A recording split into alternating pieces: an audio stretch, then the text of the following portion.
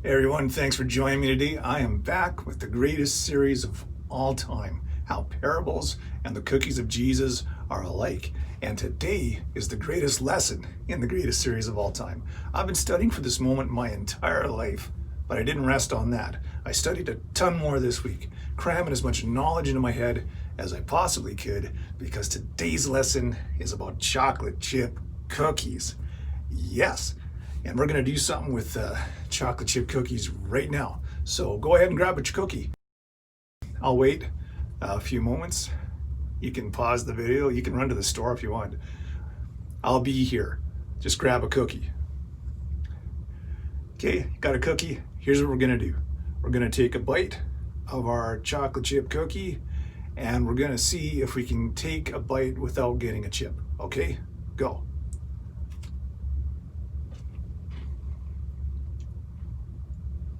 You know what? I think I didn't get a chip. Well, if you're like me and you could get a bite without a chip, I'm really sorry about that. My deepest sympathies. Chocolate chips are supposed to be in chocolate chip cookies. It needs to be full of chocolate chips. And I've spent some time reading about the origin of chocolate chip cookies, because this is one of those moments in history people need to remember. There should be National Chocolate Chip Cookie Day as far as I'm concerned. Forget about Columbus and whatever he did. Who cares? Chocolate chip cookies. That's important. That's where it's at. It all started when Ruth Wakefield of the Toll House Inn back in the late 1930s in Massachusetts was trying to improve on their famous dessert, the thin butterscotch nut cookie with ice cream. So she added pieces of cut up chocolate bars, put it in there. Hey presto, big hit. And the world was evangelized to the wonders of chocolate chip cookies during the war, actually, because soldiers stationed in Europe and the Pacific would get care packages from home, and they'd have chocolate chip cookies in there. And so they'd share them with their comrades. Good on them, because I wouldn't do that. But they shared them, and so chocolate chip cookies were propagated throughout the world. And Chips Ahoy became the #1 cookie maker in America, with the simple promise: you can't find more chocolate chips anywhere. The company has a claim that every package of chocolate chip cookies and Chips Ahoy has at least 1,000 chocolate chips. Now, I like how you think, Chips Ahoy. This claim was tested back in 1996 when a third grade class from Wadesboro, North Carolina, counted up only 680 chips. Boo! So they sent in a letter. Come on, Nabisco, what are you doing here? We're missing, what, a third of how many chips you said we're supposed to have? So Nabisco actually wrote back to them, and they staged a public recounting. And as it turns out, the children only counted the chips they could see. So once the cookies were dissolved in water, the attendees counted out 1,181 chips in the bag. I told my daughter per cookie, and she was like, no way, no way, no way, that's a hoax. I was wrong, it's in the whole bag. 1,000 chips in a cookie, that would be amazing. It turned out to be a great publicity stunt. Because sales rose 20%. Well deserved, I say. They even had a mascot called the Cookie Man. And the Cookie Man was a live action superhero by the name of Mort Meek. And he first appeared in comic books and Saturday morning TV commercials. And he'd be eating his chocolate chip cookie, and suddenly his arch nemesis would attack, grab his cookies. And so Mort would change into his persona of Cookie Man and get his cookies back. So I guess the meek inherit the chocolate chip cookie as well as the earth. Just one more reason it's great to be with Jesus. Now, you might be wondering what this all has to do with the parable of Jesus, and I don't blame you, really. I mean, you'll have to excuse my enthusiasm for chocolate chip cookies, but I'm just as enthusiastic about Jesus. And that's why I say this is the greatest lesson of all time.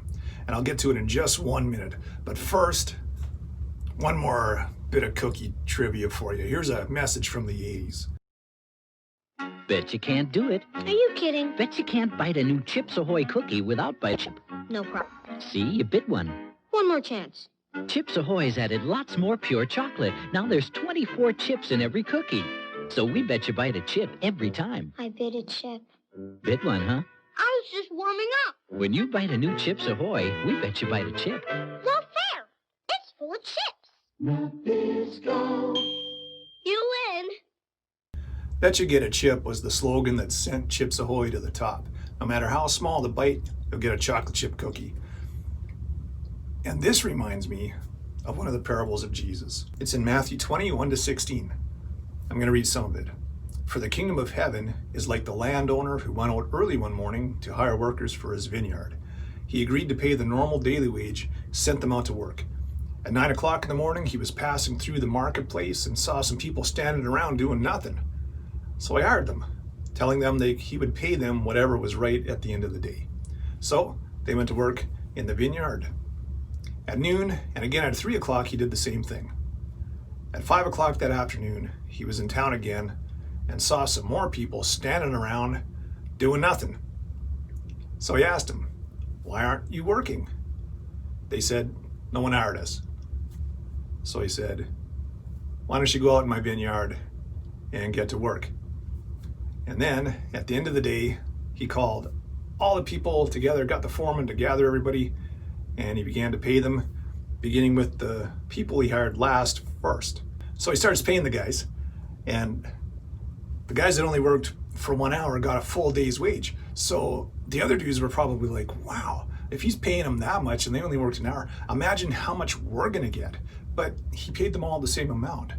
And that didn't sit well with the guys who were working all day. And that's understandable. I'd be upset too.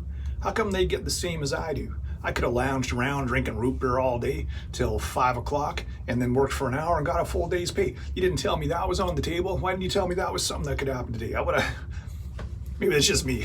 Maybe you'd rather work. Maybe I'm a little bit lazy, I suppose. But the boss was like, "Hey, I paid everyone what you agreed on.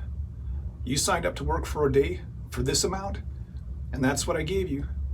What's it to you if I want to pay these guys the same amount?" And the focus here isn't that the hard workers were cheated because they thought it was a fair wage. In the beginning of the day, yeah, we'll work for that amount. The focus is that the boss is generous, and he took pity on those guys who couldn't find work until the very end of the day, and he paid them for a full day. Make sure you feed your kids, probably what he's thinking. Make sure you get your kids something to eat today. I want your family to be taken care of. So he's generous. And human nature tells us this seems a little unfair to the guys working all day. Maybe give them a little bonus at least.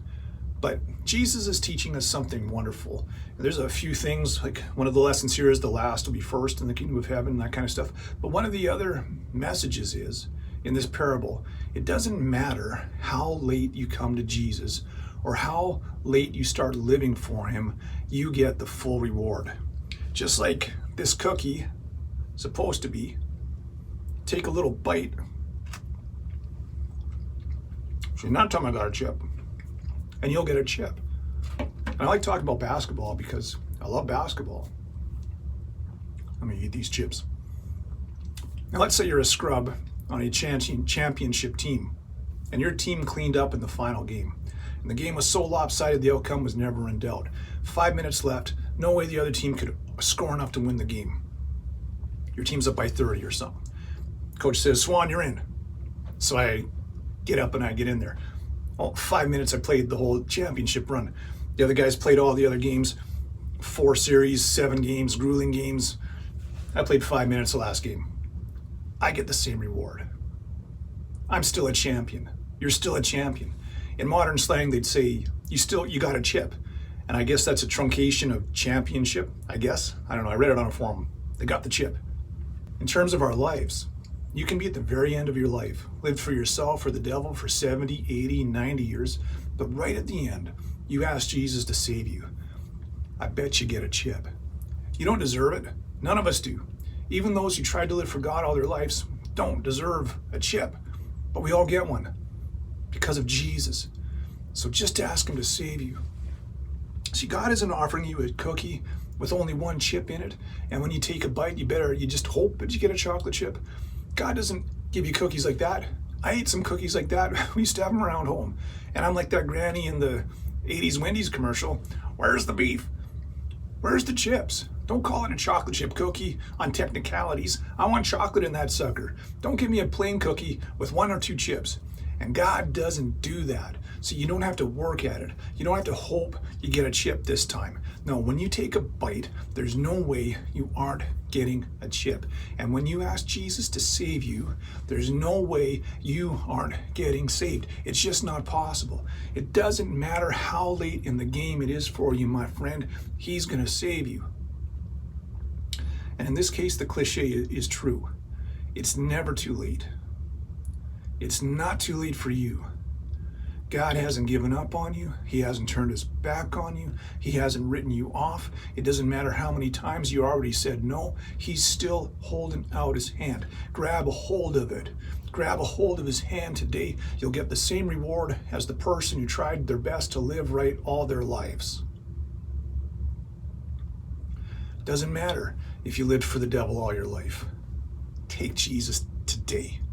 Take Jesus while it's still today for you, because I believe time is running out. Time is running out. Maybe there's only an hour left. Maybe it's like this parable. There's just 1 hour left in this day, in metaphorically your life. Take Jesus. You're still getting the full reward. That's the grace of God, and that's one of the reasons it's truly amazing. And that's why I say, honestly and without irony, this is one of the greatest lessons in this fun group of lessons on cookies and parables. It's never too late. Take Jesus. Get Jesus in your life. He'll save you. He'll set you free from all the fear in this world, and he'll take you to heaven when it's time to go. Do it right now. Just say, Jesus, save me. If you believe he's there, and if you ask him for help, he's going to help you. And instead of the wages of sin, you're going to get the free gift of God, eternal life in heaven. You're going to get a chip. See, I ate half my cookie. God is going to save you. So ask him today. God bless you. Have a great day.